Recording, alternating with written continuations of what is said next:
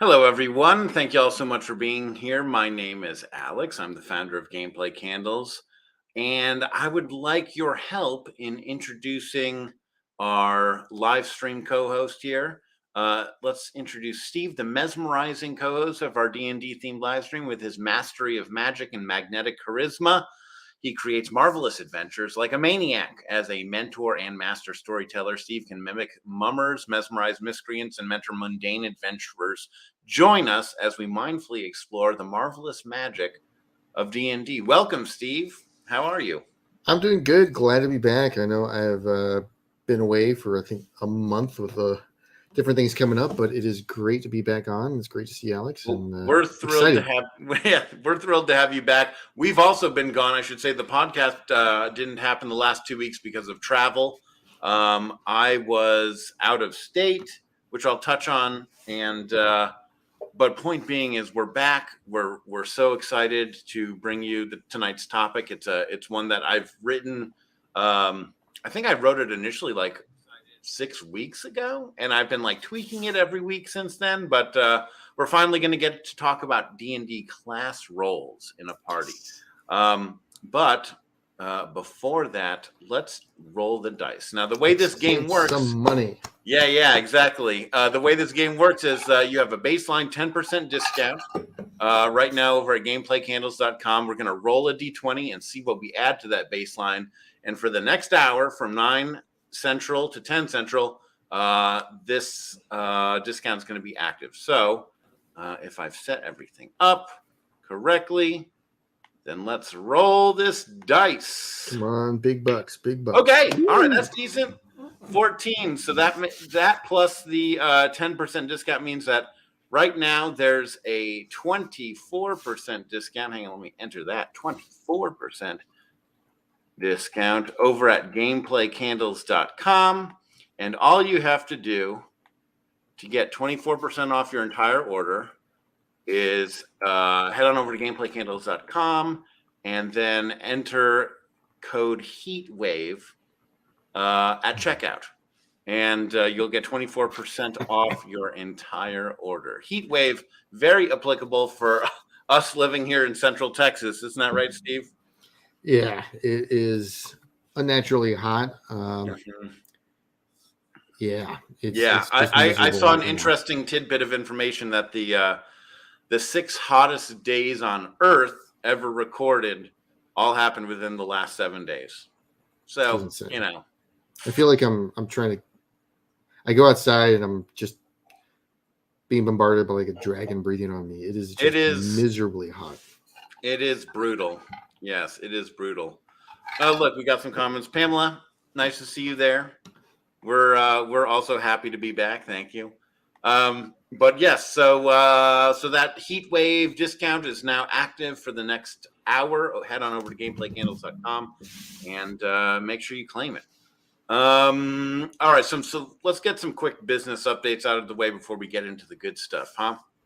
So like I said, we're back.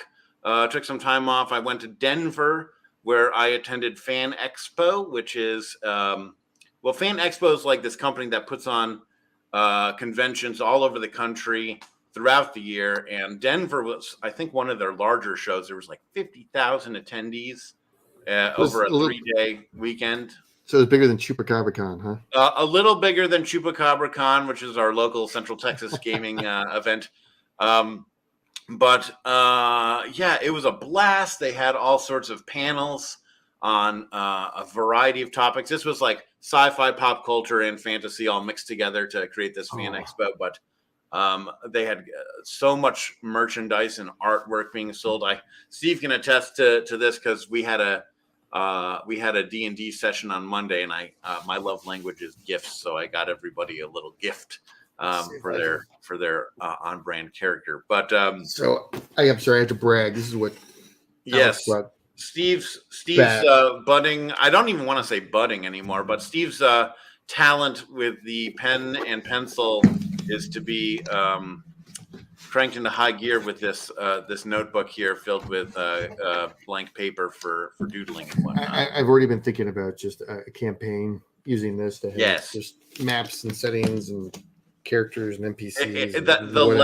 The leather quality was super nice, and the brass buckles were super nice. So it's by far the nicest sketchbook. So thank you so much, Alex. I'm so happy to do that. Thank you, Steve. Let's see what else. We launched our summer seasonal collection line recently. We're calling this the Call to Adventure. It continues along the path of the hero's journey that we started with our spring collection. Oh, my lovely wife watching in the background. What did you get your wife? I got you my undying love, sweetie. And you would not appreciate any of the gifts that were being sold at Fan Expo, I don't think. not appreciate, just so it wasn't your scene.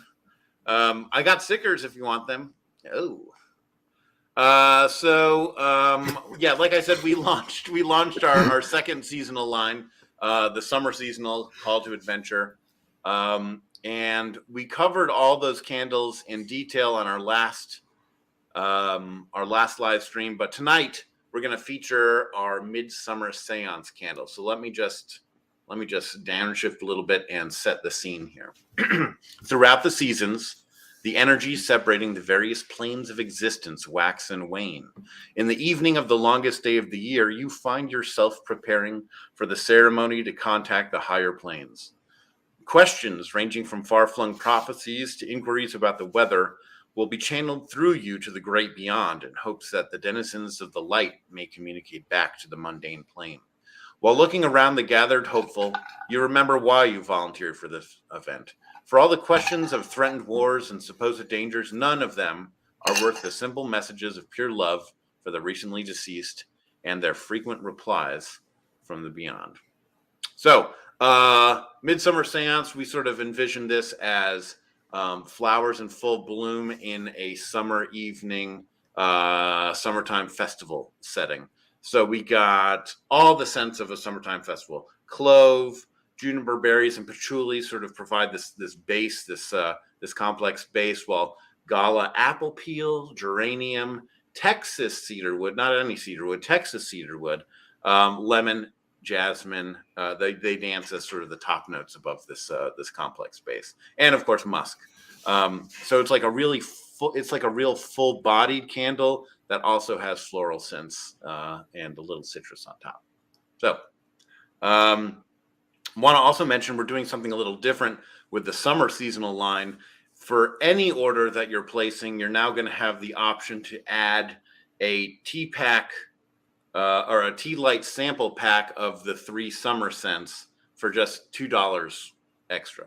It's sort of like a cheap little add-on that we're throwing your way if you want to spring for it on any order that you place. And that way you can sort of determine which summer seasonal candle you like the best. And if you like it enough, you can, pick up a tin, pick up a jar.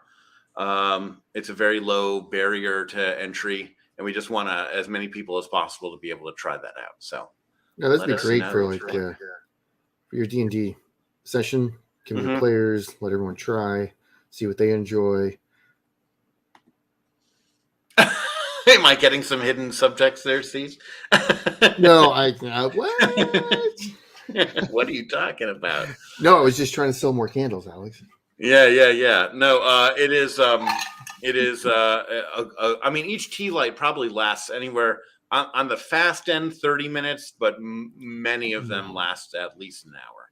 We've had some that lasted 2 hours.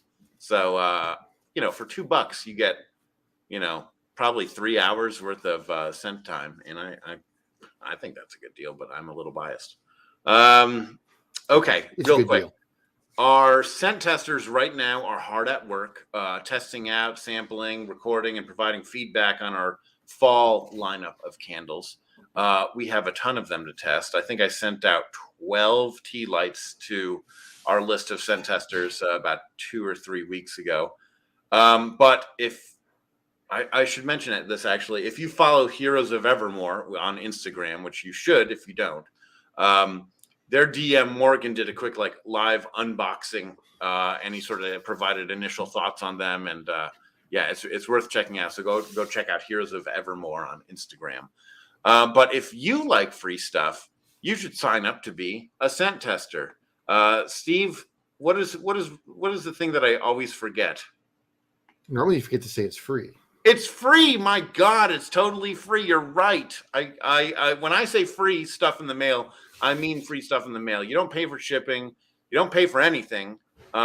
We ship you upcoming scents that we're developing. Yeah, and all that's asked is for your honest feedback to help us do better and make sure we're getting a good product that you guys enjoy and is appropriately themed. And the feedback's fun. Oh yeah, it's super easy too. We have a QR code on the packet that we sent you. We also send out periodic emails with links to just nudge our scent testers into providing that feedback. And once you provide that feedback, you're automatically entered into a drawing that would occur at the end of each season.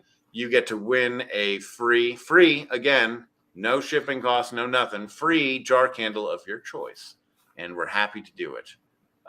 We're also thinking, I guess I should tease this out. We're thinking about opening up a Discord with our scent testers just to facilitate that back and forth communication that Discord is great for. So we're more than just thinking about it. I guess we're in the process of learning enough to be dangerous with Discord and setting up that server. Yeah. So that's coming on the horizon. Look for that. Anyway, head on over to go.gameplaycandles.com/tester to become a scent tester today. Great. So, okay, that's all the business jargon stuff that we're going to talk about. Now we finally get to talk about class roles in the classic D&D adventuring group. Steve, Yay! What sort of class roles are there? What am I talking about? So first, let's make sure we're clear on what we mean by class roles. Yeah. We're not actually talking about anything that is in the books. We're not talking about, your race, what class you're going to be. Instead, we're talking more about whatever character you are, kind of like the job or function during combat that you would play. So an easy one, because Alex both have some military backgrounds. Mine was Army. I always think of like a squad. And so in this case, as we go through some of these, an easy one's like the medic. Mm-hmm. If someone gets injured, who is part of the group who can heal, who can support, who can make sure that everyone, if they start getting a little weak, a little like, they're going to get, to 0 HP, who can help out. So that's what we're talking about class. Like what function in combat, because really, I think some of the best combat, especially when you're getting higher levels, you're supporting and working together. It's not just taking a turn and independently, you kind of work in conjunction. Yeah, exactly. Yeah. Like you have some type of strategy. And whether that is like your frontline kind of tanks that are protecting the squishy wizards in the back, and the wizards are like your mortarmen or your artillery guys that are lobbing over. They may not be able to take on a front and attack, but man, if you protect them, they can really lay some damage. And so that's what we're talking about with the classes. Yeah, so specifically tonight, we're going to talk, Steve, you mentioned it, healer and support classes, my personal favorite. Tanks, you also mentioned that. Those are the folks on the front line, like you said, that are designed to be hit and still dish out punishment. There's also battlefield controllers who sort of direct the battle and dictate the terms in the party's favor, if they're doing it right. There's the face of the party for all those non-combat situations.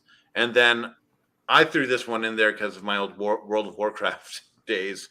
I'm dating myself a little bit, even though it's still active. But DPS classes, or damage per second. I guess it'd be damage per round, right? These are like the consistent damage dealers. Maybe not burst damage like some other classes, but you can count on them to maintain a baseline negative HP flow on the enemies. So yeah, let's dive into it. Steve, what do you want to start with? I think you kind of start with who is close in first, like your tanks. Okay. So who are the big, beefy support classes? Yeah, exactly. And so I sort of classified these right as the guys that are designed to be hit and still deal damage. So as you might expect, these guys are very heavily armored, typically, with one major exception. and they can deal out massive amounts of damage at the same time. So that way the smart enemies will focus on them. But like you'd rather have your enemy focused on these guys rather than the squishy wizards who you mentioned would be hiding in the back. So yeah. So what are the classes that would fit into this tank category? Sure. So the most often thought about classes are fighters, paladins. No surprise there. You know, they're the heavily armed. Well, I don't want to say heavily armored, right? Because barbarians and fighters both take on damage in different ways. You have fighters who wear heavy plate mail and have a very high armor class so that they just avoid being hit, or they're very difficult to actually land a blow on. But then barbarians tank in a slightly different way. Barbarians, when they enter their rage, they gain resistance. So effectively, they're having all the incoming damage, which, looking at it another way, means they have double the pool of health points or hit points that suddenly, is available to them. So I'd say one's like a passive tank and one's more of an active tank if we talk about EVE Online in EVE Online terms. But barbarians are a great, like probably the most thought of class when talking about tanks. I also want to throw an honorable mention over to artificers, especially armor artificers. They have a lot of abilities that, besides having really great armor and heavy plate, they have a lot of abilities that allow them to be harder to hit. So they fall into that passive tanking category. But yeah. And also, it's not just those. You could have like subclasses, like the cleric. Yep. And so it can be, but like to your point, they're the big beefy guys who can absorb, who can distract the bad guy. So they're attacking them, and they've got the capacity to either be hard to hit or have, like you said, that buff that reduce the amount of HP. So they can take the damage, or it's hard to damage them. They're like a shield. Yep. Oh, look, Adam over here. Monks get no love. Adam, we love monks. We just hate to DM them.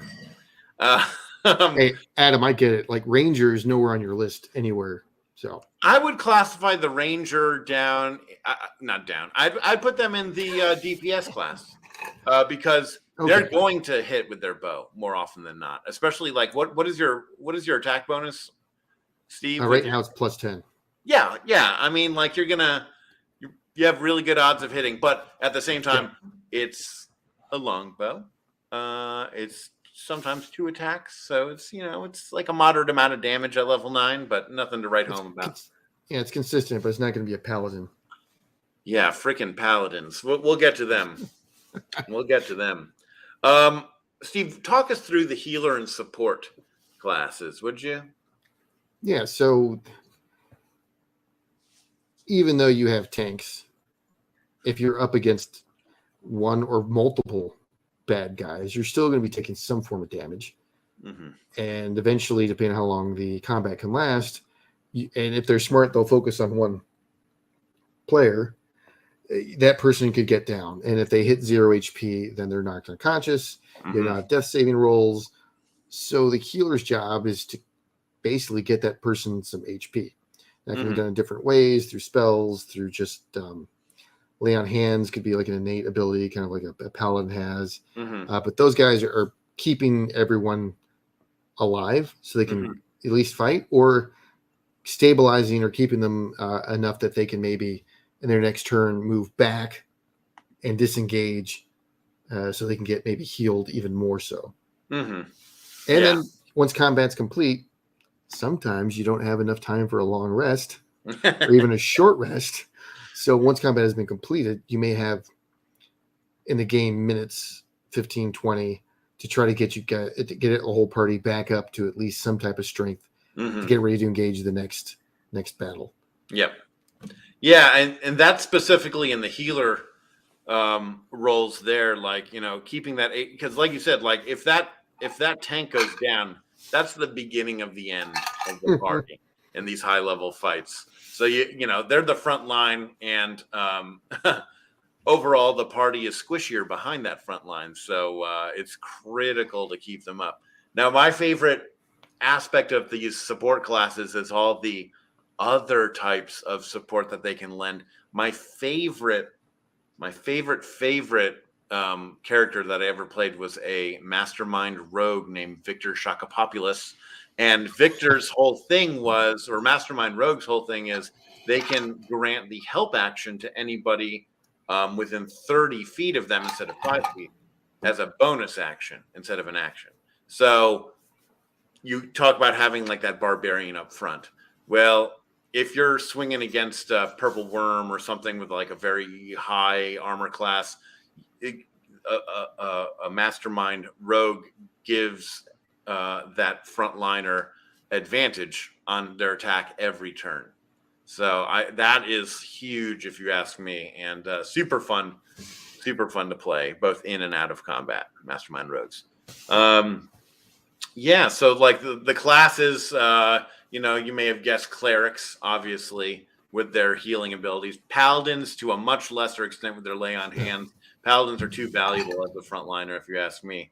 But then bards with bardic inspiration, that's a great support ability. Even druids and artificers can flex into those roles. Like Steve and I, were talking before this about how some classes can be flexible and some classes are a bit pigeonholed, and we're going to see that recurring theme here as we continue down the list. Yep. Let's see. Next up, let's talk about Battlefield Controller. So this type of character really excels at looking at the overall picture of the battle and changing it to suit their party's needs. It's usually accomplished using effects that limit enemy movement or even directly repositioning characters on the battlefield. Such spells like Wall of Force, Entangle, or Web is a great one that all like allow the battlefield controller to dictate the terms of that battlefield. Yeah, I mean, you start making difficult terrain for the enemy. Mm-hmm. It allows your tanks to maneuver a little bit better. You can position better. I think that's a good way to put it. You're dictating kind of how the combat flows. Now you have initiative by not D&D initiative. I'm thinking more military, but like you're controlling. They have to react to you in your actions versus you have to react to them. Right. Pamela over here maintaining that she is a battlefield controller. I'm not sure that phrase means what you think it means. Anywho, well, the classic example that I always think about was, again, going back to World of Warcraft days. When I was a brand new character, there was I was in a pickup party, and the wizard or whatnot used their polymorph spell to turn an enemy into a sheep. And I didn't realize when you hit that enemy, they transform back into an enemy. So I made myself very unpopular by doing that multiple times without realizing it was bad. See, the control aspect would be turn one enemy into a sheep, so there's one less enemy on the battlefield, and everybody can focus on the remaining enemies, or tying someone down, making them immobile, boxing them away with a wall of force, and focus firing on the remaining threats that are, at least one less numerous. But yeah, so bards, druids, sorcerers, wizards, these all make great battlefield controllers. We'll talk about the next one. Yeah. The face of the group. Yeah. Tell us how good Draper would be at that. Your I don't think Draper would be very good at it. He doesn't like people, doesn't like talking. Yeah. He's very suspicious, somewhat paranoid. But I think we've got a great reference with the D&D movie. Honor Among Thieves, the bard. I mean, that's the person who's quick-witted, talking. May not really apply to combat, but D&D is not just combat and about rolling dice. The role play is a lot of fun as well. That can sometimes help you avoid combat or get you in a situation where you're advantageous before combat starts. Mm-hmm. And definitely the bard's ability to be charismatic and talk their way out of the situation or put the party in a better situation before we have to roll initiative. Right. Yeah. So, like you mentioned, the bards, using their charisma. There are other charisma casters out there that excel in this role as well. We're talking about paladins, warlocks, sorcerers. These all use their charisma to make magic. And of course, the sweet talking rogues. Those guys, even if they don't have a magical ability associated with them inherently, they still make great faces of the party for all those social situations. Yes, I mean, rogues. When you're in these situations, you're typically dealing with some of the darker elements of the world building. Yeah, and the rogues are very much at home, and so they're able to speak whatever language you might need to maybe grease the wheels to avoid some type of combat. My lovely and charming wife chimed in here. Plus, Chris Pine is pretty to look at. People have said I look like Chris Pine. I don't know if no one's ever said that. Ouch. Okay. Yeah. Oh, Alex, you look like Chris Pine. Oh, thanks, buddy.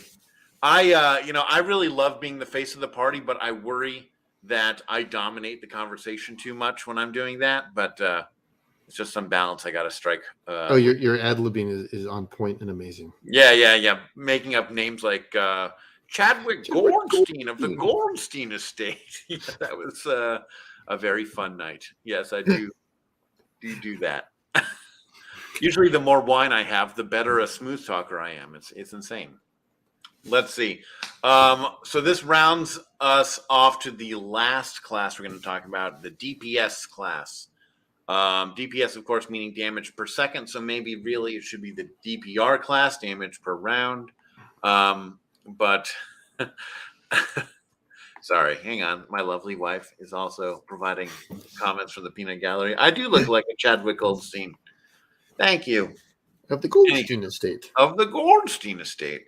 But let's see. So our DPR classes, they can be thought of belonging to one of two groups: damage to single targets and then damage to multiple targets. But either way, they can be counted on to deal damage every round. Single target DPS classes can focus on one target and quickly grind them down. The classic example of this would be a paladin making a hit and then upcasting a smite spell to just blow their target to bits.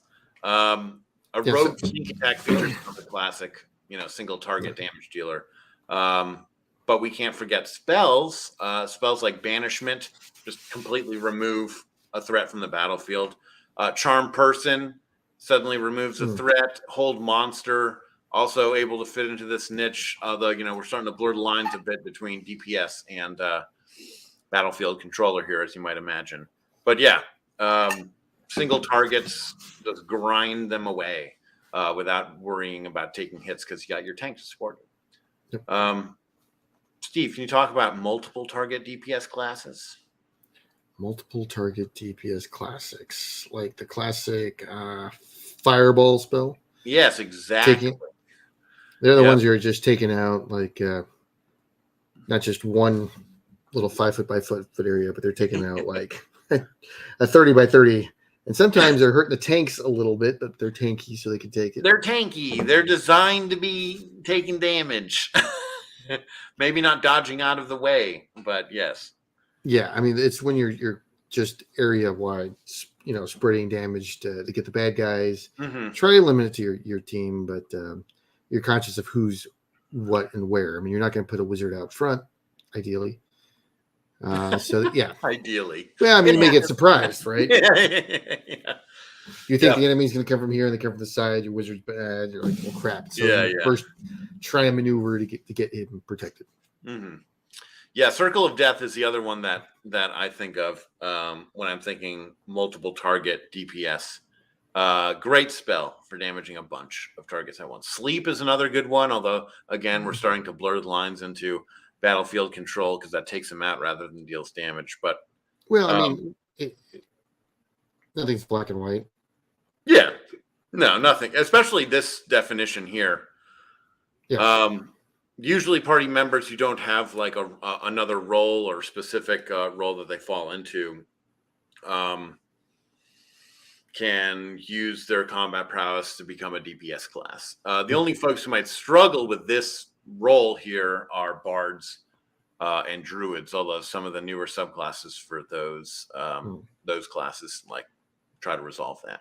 And I love how you neglected monks and rangers again. Well, I would put monks totally in the DPS class because if they don't hit the first time, they might hit the second time, or maybe the third or fourth time that they get to attack.